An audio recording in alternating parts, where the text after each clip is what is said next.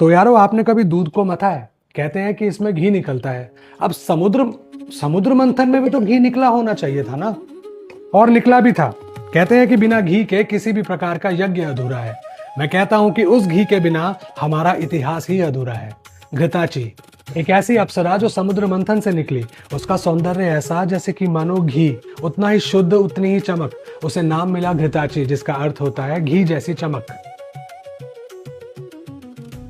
अब हमारे इतिहास क्यों अधूरे हैं घृताची के बिना? आपने रामायण पढ़ी, सुनी और देखी होगी। राम जी को उनके सभी शस्त्र और शस्त्रों की विद्या दी थी ऋषि विश्वामित्र ने। ऋषि विश्वामित्र है पुत्र राजा गाधी के, और गाधी थे पुत्र घृताची के। उन्हीं शस्त्रों की ताकत से राम जी समुद्र सुखा देना चाहते थे लंका पहुंचने के लिए, लेकिन समुद्र देव के कहने पर बनाया गया सेतु।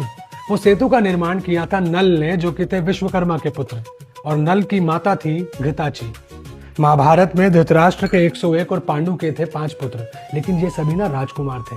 इन्हें योद्धा, महारथी या वीर बनाया द्रोणाचार्य की शिक्षा ने, वही द्रोण जिनकी माता थी घृताची।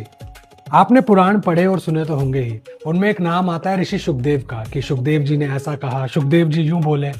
सुखदेव जी हैं ऋषि वेद व्यास के पुत्र, और सुखदेव जी की माता है घृताची। हमारे इतिहास और पुराण में घृताची की भूमिका उतनी ही जरूरी है जितनी कि यज्ञ में घी की। बिना घी के यज्ञ सिर्फ एक बॉन फायर है। प्रथम आहुति घी की, और उसके बाद सभी प्रकार की आहुति देवताओं को प्रसन्न करती है, शांति लेके आती है। उसी प्रकार से है घृताची, एक ऐसी अप्सरा जिसका सौंदर्य था घी जैसा।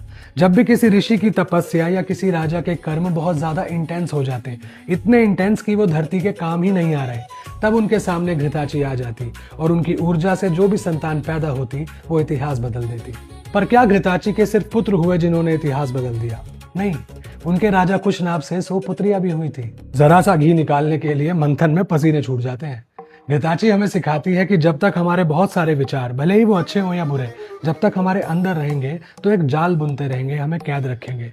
बहुत जरूरी है घी की आहुति एक घृताची का डिस्ट्रैक्शन डालने की, ताकि हमारे आइडियाज एग्जीक्यूट हो पाए और सभी के सामने आ पाए। क्योंकि अप्सराएं बस स्वर्ग में नाचने के लिए नहीं, और मंथन सिर्फ अमृत के लिए नहीं, इतिहास बदलने के लिए हुआ था। हरे कृष्णा।